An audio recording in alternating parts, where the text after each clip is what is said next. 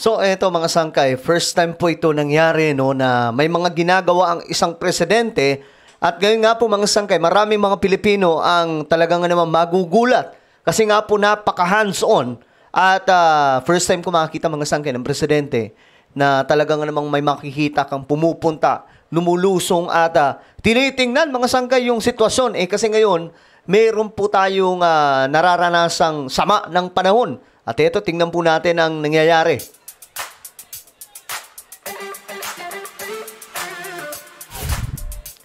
So hello guys, magandang oras po sa inyong lahat. Ako muli ito, Sangkay Nyan, muling nagbabalik dito sa ating channel.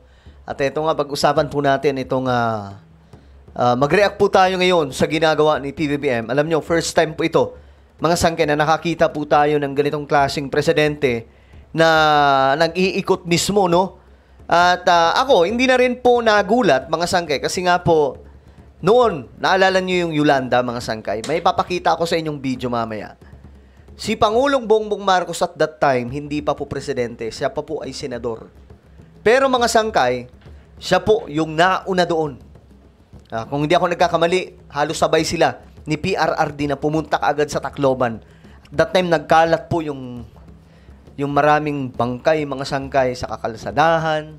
Sobrang dami, nakakaawang sitwasyon. Ngayon, mga sangkay, meron pong sama ng panahon, may bagyo na nararanasan ng ating bansa. At alam nyo guys, delikado itong nangyayari ngayon kasi nga po may climate change. So masyado pong mga malalakas yung mga bagyo ngayon. Naalala nyo mga sangkay yung nangyari sa Texas. Actually, until now, hindi pa rin po tumitigil yung mga pagragasa ng mga kakaibang mga epekto ng extreme weather no, sa iba't ibang panig ng ating mundo. At nakakatakot kung iisipin kung hindi po ready.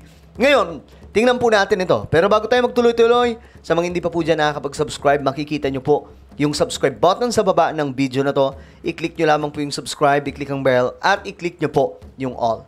Sa mga nanonood po sa Facebook, i-follow nyo po yung ating Facebook page. Okay guys, eto nga, mga sangke, tingnan po natin. Eto si PBBM kasi.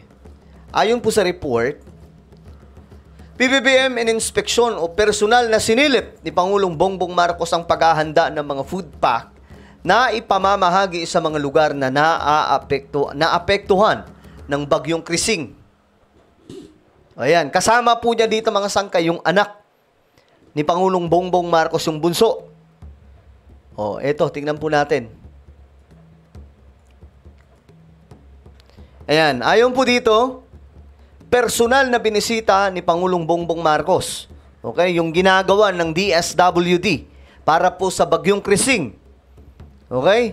At sabi dito, nais makasiguro ng presidente ang kaligtasan ng mga mamamayan na naaapektuhan o maapektuhan ng bagyong Krising at magkakaroon agad ng access sa mga pangunahing pangangailangan lalo na sa pagkain.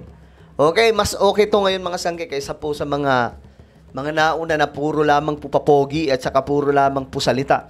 Itong presidente natin, walang sali-salita pero makikita na lamang po natin. Nandun, lumulusong talaga mga sangkay, no? At hindi na rin ito nakapagtataka kasi kung babalikan po natin, babalikan po natin yung bagyong Yolanda. Ito ata ang isa sa pinaka-nakakatakot na bagyo na naganap sa ating planeta. Simula nung nilikha ng Diyos ang ating planeta, but of course, yung pinakamalakas pa rin, mga sangkay, yung time ni Noah, yung nagkaroon ng Noah's Ark, punong-puno yung planeta noon eh. Wash out talaga lahat ng mga nilalang noon. Ngayon, ito, tingnan po natin. Doon po ito sa Tacloban before, 2013, ayan po, November 2013, November 8.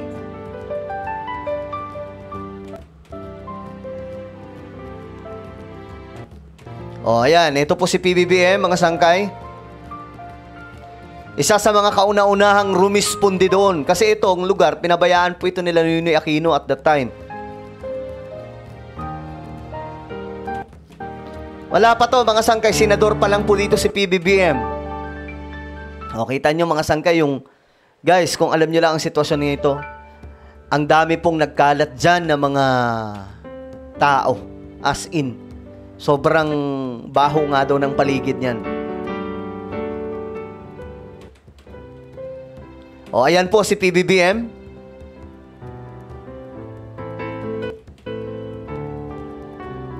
Ganyan po siya mga sangkay, sobrang hands-on. Hindi po siya yung tipong nag-uutos lang. Mismo siya andon.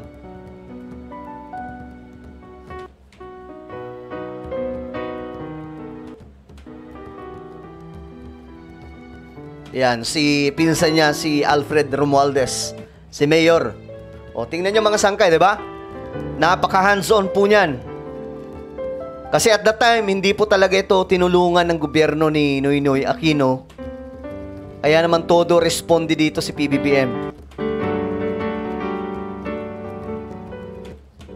Gusto ko lang ipakita ito mga sangkay, just to remind every one of you guys, na itong ginagawa ngayon ni PBBM na paghahanda sa Bagyong Krising ay very common po ito sa kanya. Baka yung iba nagugulat, common na common po yan.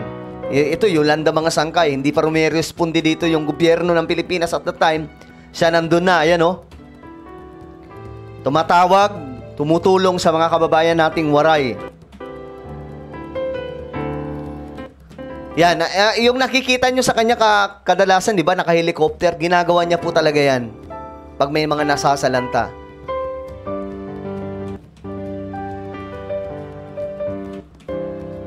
Ganyan po kabisi ang ating presidente noon pa, mga sangkay. Di ba? Binabahay-bahay po niya.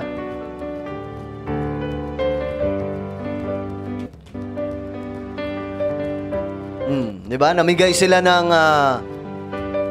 grabe itong nangyari ng mga sangkay. Nakakaiyak po talaga ito. So, tingnan nyo yung Pangulo natin. Noon ay senador pa lamang. Sino mag-aakala magiging presidente yan? Ganyan po ka hands-on si presidente. Noon pa. Talagang ganyan na po siya mga sangkay. Kaya naman, itong ginagawa niya ngayon, hindi na po ito nakapagtataka. Marahil sa iba nakapagtataka. At iba, sasabihin nila, pinaplastic po tayo. But no, guys. Okay? Noon pa man, ulitin ko, panahon ng Yolanda, si BBM naroon na. Ayan, oh. Kung paano tumulong yung presidente natin at that time. Sila-sila lang, mga sangkay.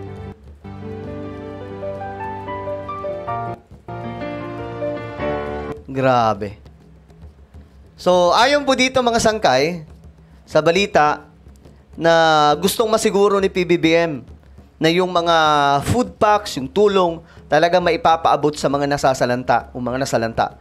Ayon dito, inireport ng DSWD sa Pangulo na mahigit 3 milyong relief packs na ang nakapreposition para sa mga maaapektuhan ng bagyo, kabilang dito ang hygiene kits, mga gamit pangkusina, rest kits, at mga balde na mayroong water filter na ipamamahagi sa mamamayan. So, hindi po ito yung katulad dati, mga sangkay, naalala nyo, yung panahon ng mga dilawan. Ano lang, mga sangkay, yung pinamimigay, yung mga di-plastic lang, dito hindi. Talagang may tubig, lahat na, mga sangkay. Ipinakita ni Secretary Gatchalian sa presidente kung paano ginagawa ang mechanized packing ng relief goods para sa mas mabilis at mas epesyenteng produksyon ng family food packs. So, may ginagamit na po pala sila ditong makina no, para mas mabilis ang pag-ano ng mga food pack. Sinabi ng Pangulo na sa kanyang palagay ay handa na ang DSWD para sa pagdating ng Bagyong Krising dahil mabilis ang pre-packing sa warehouse, gayon din sa iba pang lugar sa Luzon. Mayroon aniya humingi ng tulong mula sa Region 7 at agad na naalalayan dahil mayroon ding repacking center sa Cebu at mayroong nakahandang food packs para sa mga biktima ng kalamidad. Diba?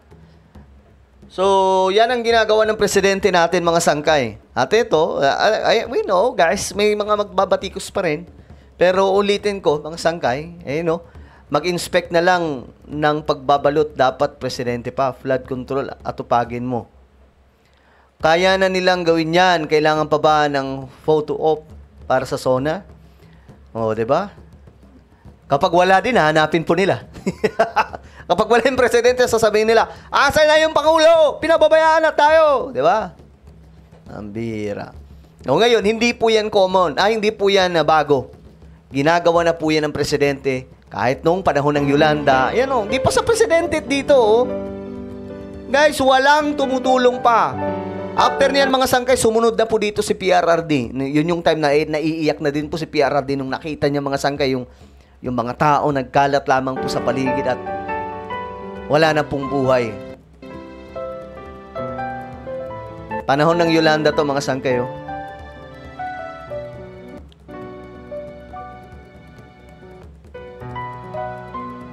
Grabe. Oh, ayan, si PBBM. Hands-on. Alam nyo, gumawa po siya ng team dito, mga sangkay. Ito, mga foreigner. Walang gobyerno eh. Inano niya, mga sangkay. Ginrupo niya po ito. Tayo ang kikilos. Yun.